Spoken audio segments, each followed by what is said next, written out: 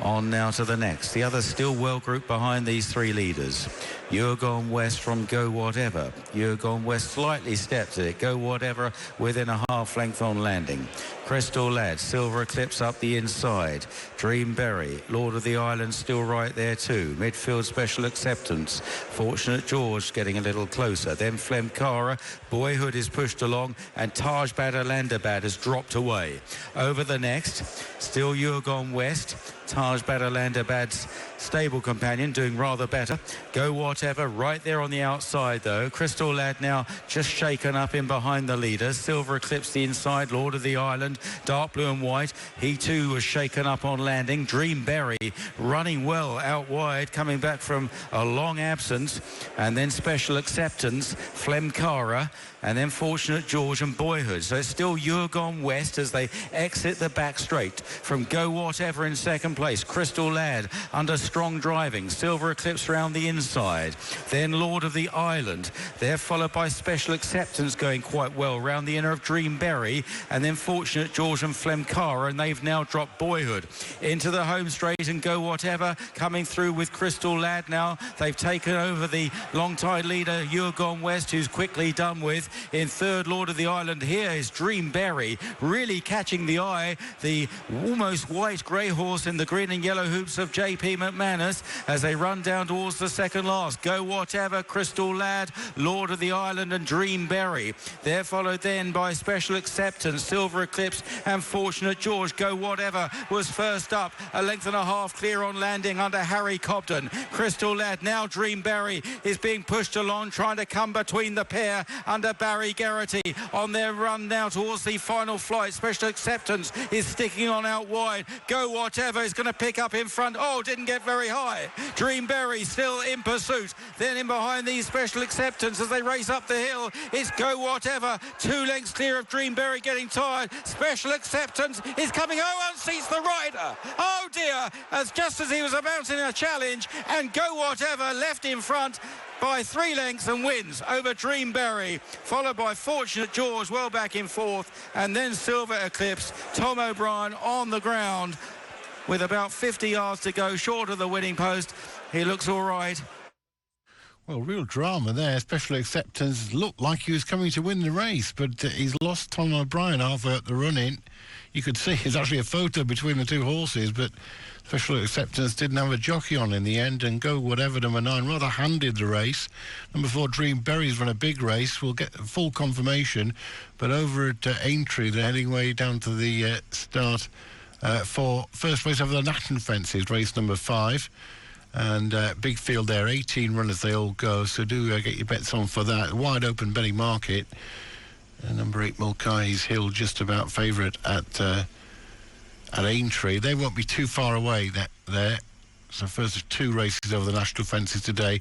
There you see, it's hard to tell what happened to Tom O'Brien, but he fell off. That's the main thing. And Go Whatever handed the race really from Dreamberry, and they came a long way clear. It looks like I think number 8 back in third place. We'll get that confirmed as well. I think Fortunate George is third. Then there's Tom O'Brien. Hope he's all right. Wonder what his thoughts are. Special Acceptance was quite a big price, and as I say, looked like he was coming there to win the race, really. You couldn't say for certain because he was behind at the time, but he certainly seemed to have the momentum. And Go Whatever, so delighted money, I would have thought. I think was third to 8 Morse and fourth to 6 Track Attack. 3486 winner's time was 111.50 seconds.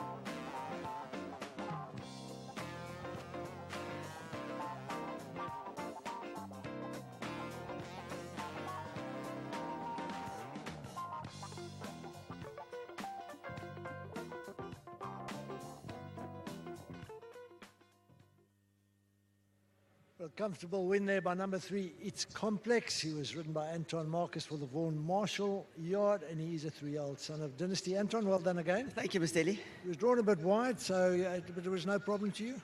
He was. First, just a big thank you to Vaughan, always throwing me decent rides.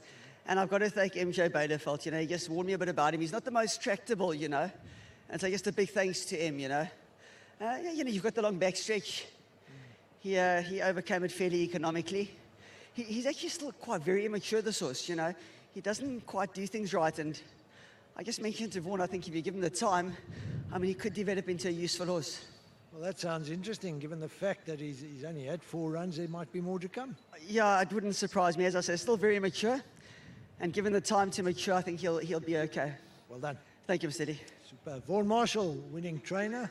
Vaughan, well done. Thank you, Stan. Thank you. Now, he's had a bit of a break, only 1 run since the break. He's also going the 1800 for the first time, so combination of the two? Yeah, I think so, Stan. He's just immature, and when Tony was out here in August, we had a long discussion about it, and he said give him a bit more time, which we did, and we gave him a run, ran him the other day, and he ran a fair race. And, we thought he would show the natural improvement, but I was just worried about the draw.